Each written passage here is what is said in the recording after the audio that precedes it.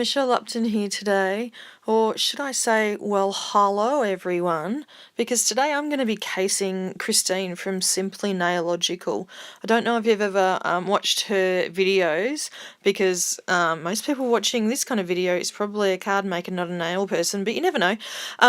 So I saw her nails and decided I wanted to make a card with them. Now, I originally pulled out my Distress Oxide inks, but I decided that I would use the Distress inks instead because I thought the colours were a little bit more intense.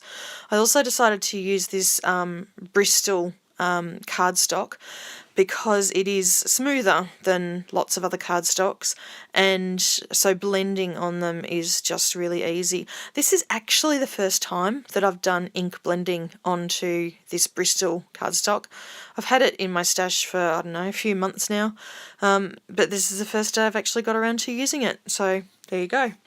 Now, I originally had got out my Distress Oxide inks because the way that Christine did her nails was to lay down, started off with yellow or orange, I can't remember now. My brain is fuzzy because I've got a cold. You might notice my voice is not really what it normally is. Anyway, so she started with a base and then sponged over the top of it. But of course her nail polishes are all opaque. Now, Distress Oxide inks have an opaque quality, which is why I thought I'd do the same technique as her. But then I decided to go to Distress inks instead, which are not opaque, they're translucent. And so the first time I tried this, I got the gradient and it was fine, but the colours weren't very bright. The blues and purples turned out brown. So I was a bit disappointed, so I decided to change my tack, and instead of starting off with the whole panel covered in yellow and orange, I just masked off little sections at a time, and then covered up the bits that I'd already inked and started with fresh white cardstock for each little layer.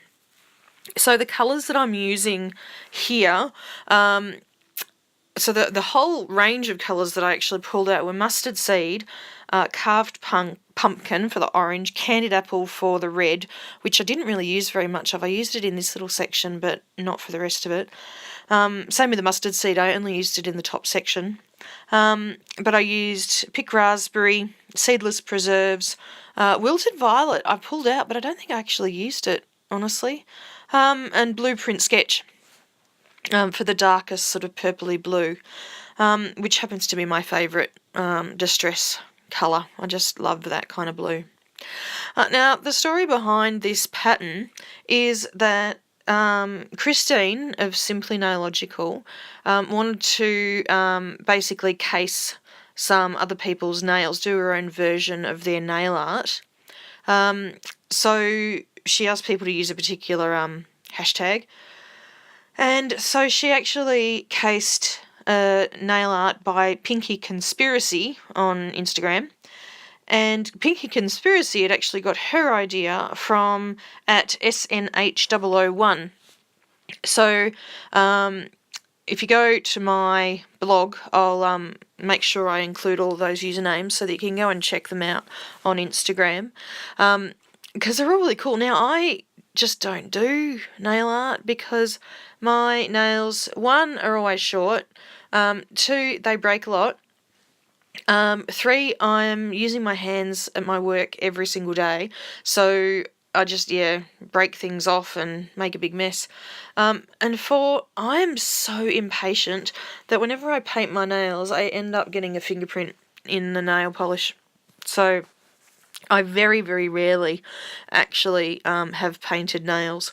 But anyway, you can see how I'm creating this gradient. I just cut a piece of masking paper from Inkadinkado just by hand, just a squiggly line, and moved that down as I went so that I was always inking onto a white piece. I've cut a bit out here because you don't want to see me doing the same thing over and over again. But I'm also, by the way, using this brand new craft mat from Ranger Tonic. Tonic Ranger. Now I don't know. I'm going to have to look it up.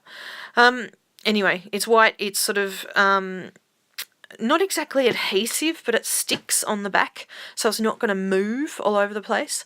Yeah, I think it's tonic because they said Nuvo drops would be really good on it. Now I looked at the piece and I decided that the yellow was just screaming at me, so I wanted to tone down the yellow a bit. So I just put my same mask back over the top and got out my blending tool with the carved pumpkin on it just to tone it down a little bit. It still looks yellow, but it's not the screaming yellow, not quite as bright as it was, and I was much happier with it that way. Now, you might have noticed that when I was doing that masking, there was a tiny little bit of the mask that tore. But it was fine because the way I was doing it, I ended up putting the darkest colour over the bits that overlapped anyway, so it didn't really matter. Now I'm taking some Distress paint in a little sponge dauber applicator bottle, and I was gonna mix it with water to splatter on it, but then I thought, no, I want some shine, because of course Simply Nailogical's whole thing is all about hollow, but I'm not actually adding any hollow to this card. I know there's something wrong with me. But I decided to add some shimmer and shine by adding some Perfect Pearls. So I added some Perfect Pearls mist to this paint, but I decided that just wasn't enough. It wasn't cutting the mustard. So I pulled a Kelly Latabola trick, got out my actual Perfect Pearls powder, and just scooped a little bit into some water onto this craft mat and flicked it on. And now at this point, you won't believe what happened. Just look at this. I take my paintbrush, I go to flick, and go instead. Got a huge big splodge on it, and oh god, all the time I've just spent making, because I made two backgrounds, because the first one in a brown, remember? I thought, oh no. So at that point I decided, no, I'm going to go back to my roots of being a Cas girl, and I'm going to cut this panel down so the card front is going to be mostly white with just a panel, and I was really happy with that. So the piece that I have left over I'll be able to cut down as well and make that into a similar card. So I'm just drying it off to make sure these little flickers of Perfect Pearls and water are nice and dry, and also that my ink is nice and dry and set as well. The blend on these was amazing. I'm really bad with blending, honestly, because I have a really heavy hand with Distress inks, and I found that the Distress oxides suit my style a lot better, just because they blend. They're a lot more forgiving with the blending, because if you add something a bit too heavy, it'll blend out. But this paper, this Bristol, Strathmore Bristol cardstock, oh my god, I don't know why I haven't been using this up until this point already, because seriously, I don't know where it's been all my life. I mean, I know where it's been. It's been sitting on my bench, not being used. I'm an idiot.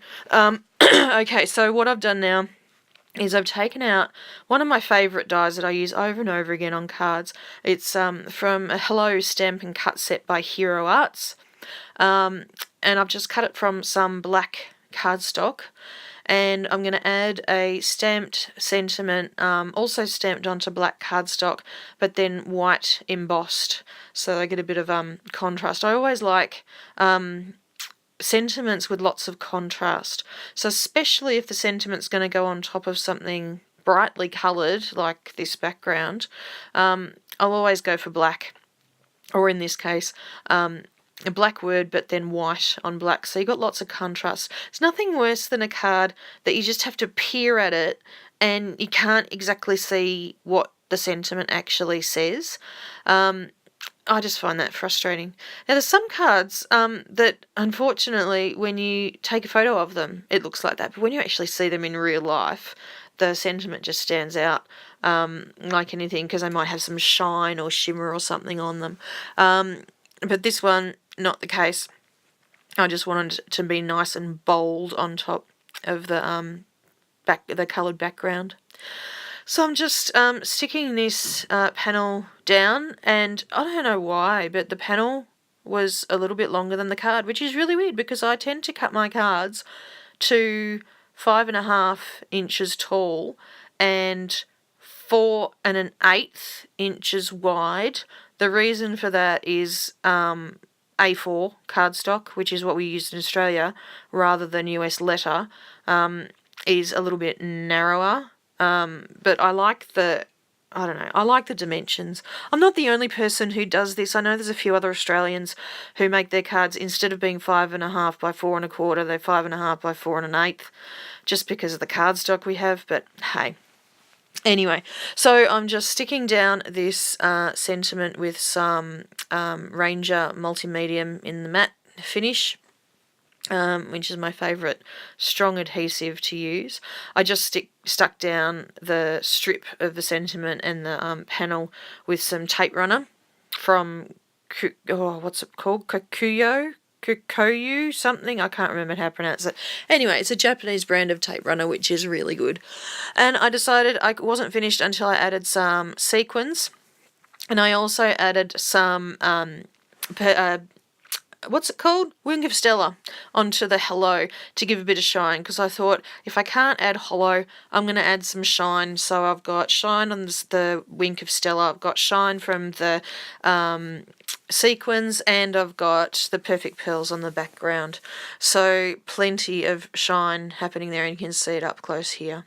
So I hope you enjoyed this video. I apologise for my voice, but I hope to see you again sometime soon. Thanks for watching. Bye.